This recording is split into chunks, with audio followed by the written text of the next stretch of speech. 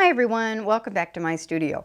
Yes, I'm back in the studio after 2 weeks of kind of having to be in bed for a while. I couldn't dress myself. You know, rheumatoid is just such a joy. So thank you to my doctor, Dr. Lovelace, who has found a new injection for me. So it looks like maybe I'll be back to painting a little more consistently. I'm pretty excited. The other reason I'm in the studio is because we've had an onslaught of tourists in our village. We were pretty much down to 0 cases. And now we have a total outbreak and epidemic. Yes, because you know what? Our tourists aren't wearing something. I'm not talking about pants. You know what I'm talking about, okay? So if you love your art teacher, you guys, you know, do the right thing. Just saying, okay, that's all. All right, I'm gonna get back to art now. Okay, now behind me I have this big, beautiful painting that I pulled out of my showroom, and we're just we're closing down the classroom, and so I decided to bring some of the paintings home to enjoy. And I must say, you know, I painted this a while back, and I've been really enjoying having this one in my living room.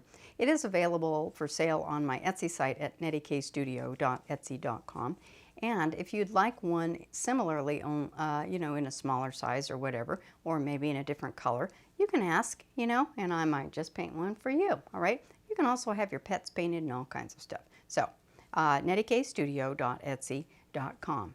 Make sure you go there, okay? Now, on top of that, I want to show you something that I have done in preparation for our painting today. My friend Julie Conrad is a really great photographer. She lives out on the edge of the woods, and she has a menagerie of animals that just come up to the back porch and peek in her window and do all kinds of things.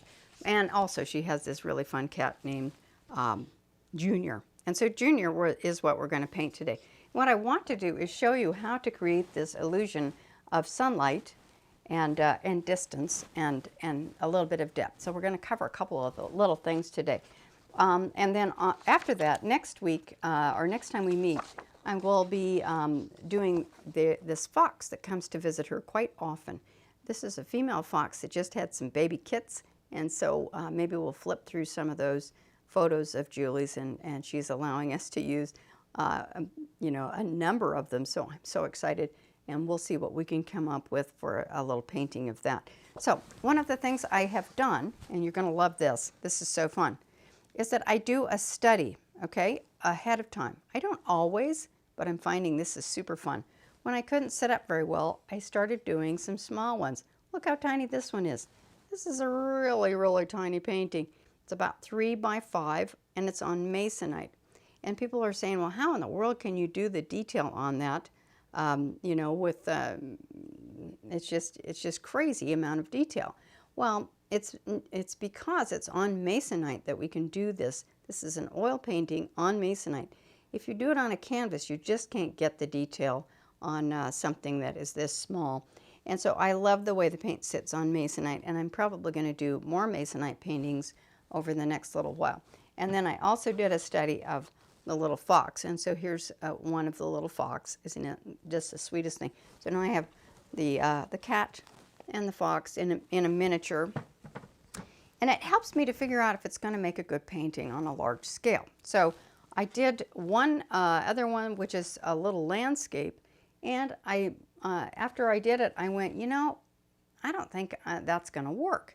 So I didn't waste a big, huge canvas. I went ahead and I had this one just told me, nope, that's not going to work on a big scale as far as, I mean, it might be okay, but it's not going to be magnificent.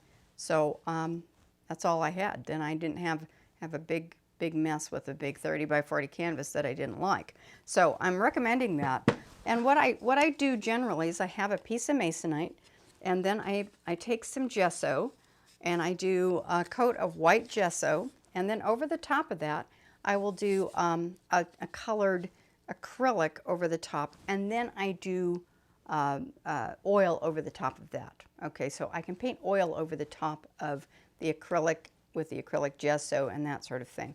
And so I have up here on my easel what we're going to work on today, and here is one that I have tinted in purple. The reason I do it in purple is because Junior is a very warm colored cat, okay? So it just makes sense to go kind of opposite on our, I'm not even going to talk about the color wheel. you just want to have this warm thing against this kind of coolish thing. I could have put blue on there, but there's blue in the sky, so I decided to go with the purple.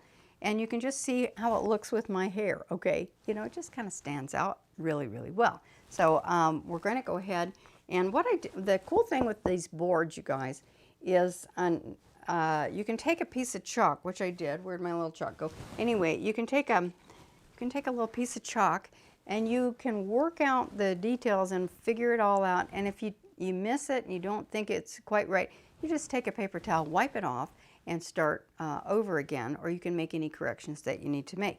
On top of that, then you can use a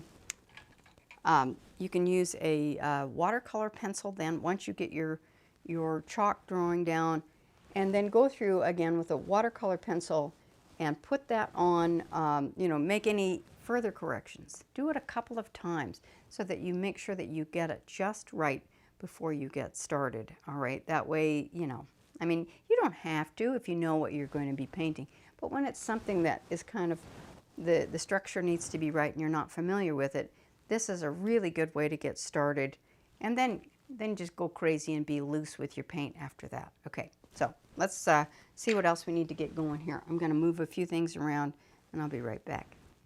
So here's our little sketch, and I'm going to begin by kind of mapping in the background a little bit. I'm going to get a good little bit of a fatter brush. There we go. I've got a little fatter brush. I've got a little bit of a paper towel, and we're going to begin by laying in the a little bit of the sky. And what I want to use is some white, titanium white, with a little bit of cobalt teal.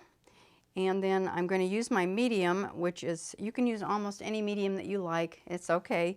And we're going to use, on this one, some Neo Magelp, which is a gel type medium. And so I'm going to start out by putting in just a little bit of that background color. Look at how bright that is. And I'm going to make sure that this is a little bit more stable here. And so I'm going to put just a little bit of this in here and there. And I'm not going to worry too much because I want to make sure that there's a good contrast. When you're looking to get sunlight, or the effect of sunlight, onto the painting, you want to make sure that what's behind the sunlight is in the darker realm, because if you just paint white on white, you know, it's not going to register. So I'm going to play around with this. We're not going to make this in any detail whatsoever around this cat, because we want to make it look as though it's gone back into space, and it's going to actually, you know, feel a little bit out of focus the farther away it is. So that's kind of important. I'm going to roll this in just a little bit. There we go, so that you can see it just a little bit better. Hold on. Okay. All right, so now I'm going to come in here, and then I'm going to find, let's see, while I have this on here, I'm going to just throw a little bit into the snow. We're going to work this over a little bit, kind of all at once, everybody. And so then I want to find a dark value. Right now, when I say dark value, I mean, you know, light middle tone dark. So I'm going to get my phthalo blue, and I'm going to add a little bit of the transparent orange to it, and it'll give me a really nice deep, almost a deep green color.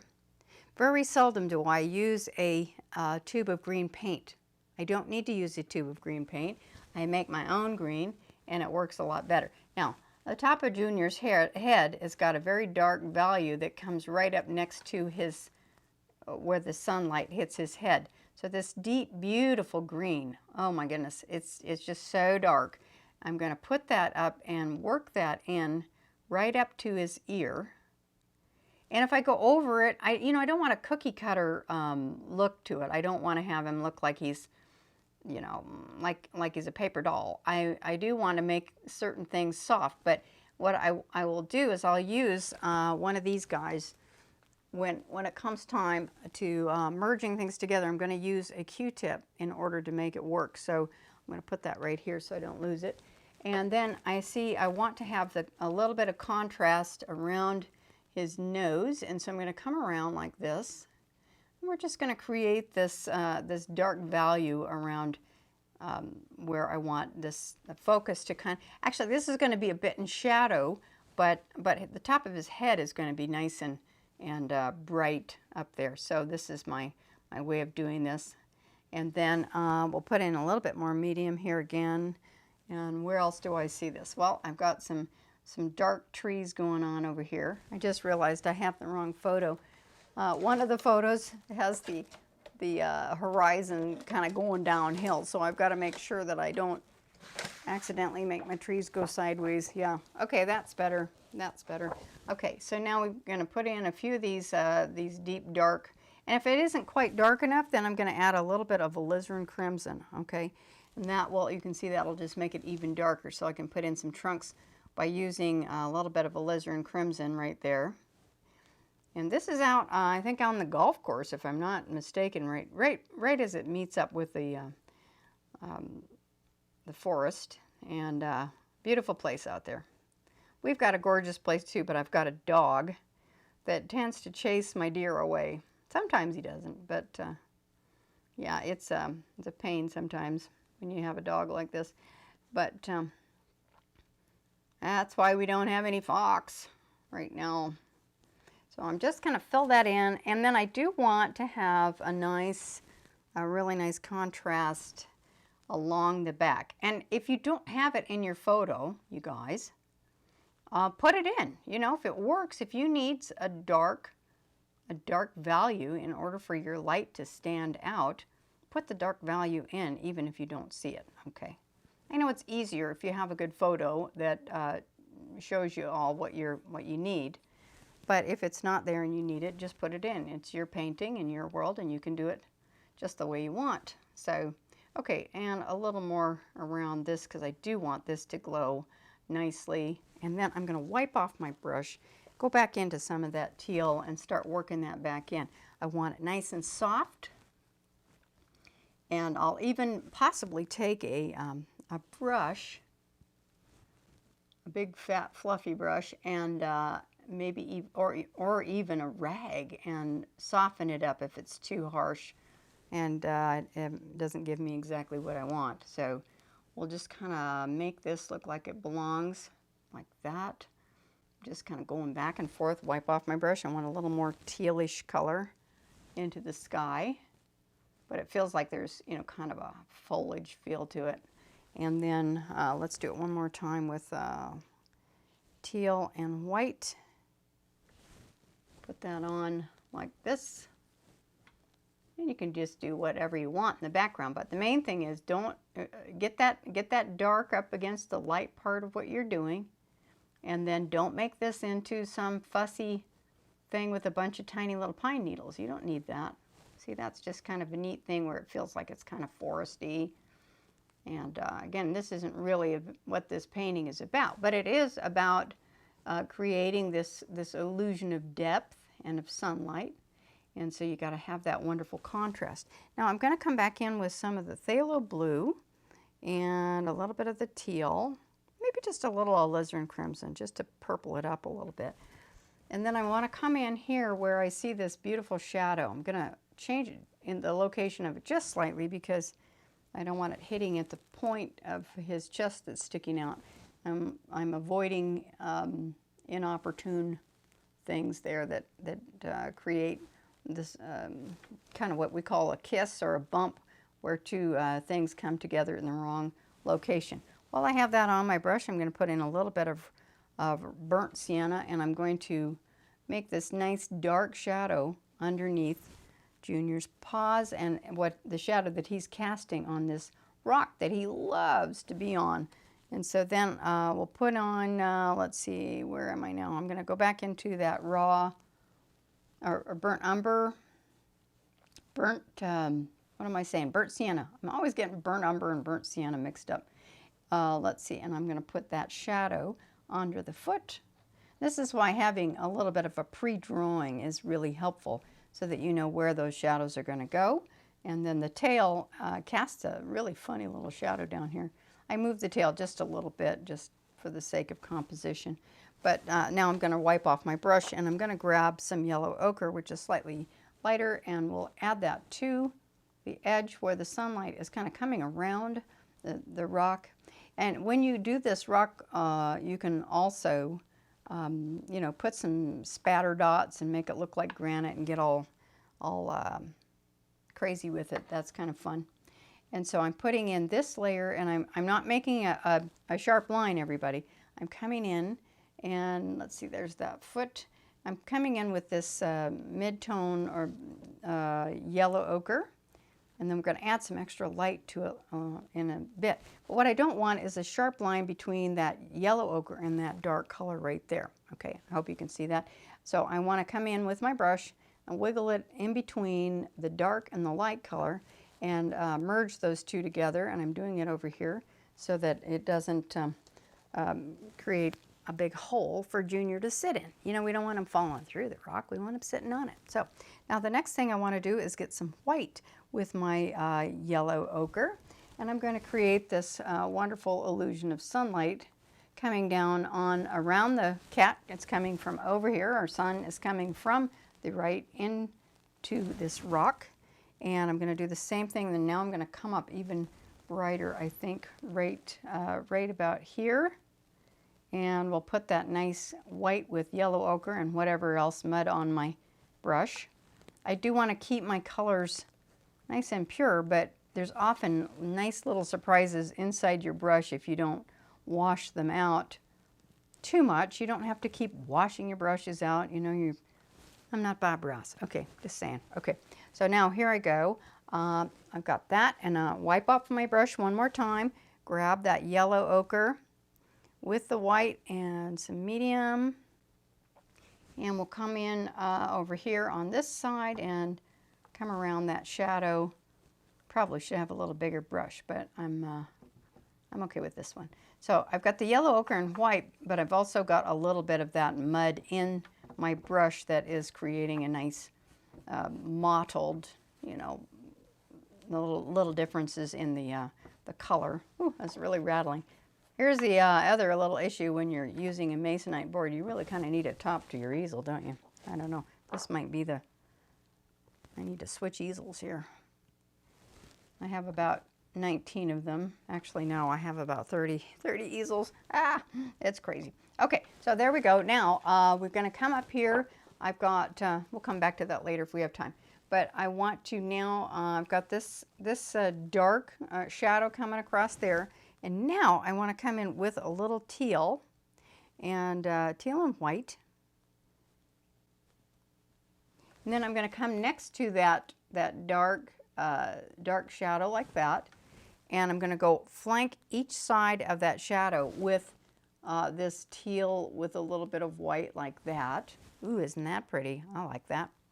And then I'm going to do it over here on both sides of that little shadow like that. I'll wipe off my brush, and now I'm going to come in with, I'm going to take my brush into a little bit of that. In fact, I think I want to get a clean brush for this one, so let's do that. I don't want to mess it up too badly.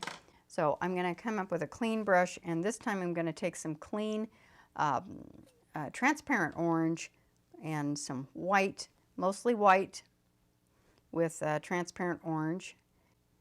And now I'm going to come alongside of this, and this is just going to really glow, I hope. Okay, so now I'm going to have this kind of a little bit of a, this is what really makes it stand up and shout, everyone. So we've got that wonderful contrast of that teal with a light, warm yellow like this. And so I'm going to keep putting that in. We'll just kind of put it in like this. I can throw a little bit of that into the background too. I just don't want to mess up my brush right now, so I'm going to lay this out. And so where it's really super light, ooh, I got some blue in it. Oh well, we're going to go like this, and where it's super bright, I'm going to put in a light value with some yellow or some orange, and we're going to work that right up to the shadow side of the cat, and put in a bunch of that kind of stuff. Isn't that great? Yeah. Key is really to try to keep your paint nice and clean, and it's not easy sometimes. Not easy. In fact, I'm going to put some more Neo Mag Elp out, get a bigger brush, and I'll be right back. Okay. Okay, got a bigger brush, got a little bit more of my paint that's a little bit clean, not contaminated. I got to get a clean paper towel too. Okay, and then I'm going to now take some big chunky strokes, and we're going to come in with that same combination, and I'm going to come over here on this side. We're going to come back in with a little bit of that, let's see, a little bit of that wonderful orange with a little bit of white right here, and we're going to take it nice and sunny right there. I don't want to make it too orange and too you know, because what I'm going to paint the cat orange, so I got to be careful with that. So now I'm going to come back in here. We're going to go right up next to him like this, and I'm not going to worry if this is a little bit darker. In fact, I want it a slightly darker right behind the cat so that the cat shows up. And so here we'll just pull this in like this, and then down here I want a little bit of this this area to be a slightly darker. So I'm going to grab a little bit of that teal. I know it sounds a little bit weird, but it's right where I want that rock to kind of show up a little bit. I'm going to come in here and we're going to just kind of fill that in a little bit with that. Now I know it looks a little stripy, but I've laid it down, and then I have a little bit there, a little bit there, and I think before I put any more back into the forest, what I'm going to do is now take this brush and I'm going to lay it down flat like this over this area and kind of wiggle it a little bit and just begin to smooth that out just a little bit like that. Yeah, that's nice. Okay. Now when you have, you know, more time, you can do all kinds of stuff, but I don't want this to be, you know, like stripes or anything like that. I want to make sure that I've got just a feeling of this lovely snow in sunlight and shadow, and just like this. Okay, now I'm going to do the same here, and I'm just going to wiggle that and soften it up. And if you really want to soften it up, you can do it with a rag, but I would probably just pick a soft brush. And I'm going to come up right there and pull that like that. Okay, just like that. All right, so that's the first part of fixing up our little critter like this. There we go. Now I also want to come back in with this other brush, and I'm going to find a nice little bit of our snowy color with our teal, and I'm going to throw in just a few little spots back in here. I want to see what I can do. I'm going to throw in just a few little areas where some sunbeams or a little bit of sun might be showing through between some trees, that kind of a thing. And maybe I'll throw in just a little bit right in here.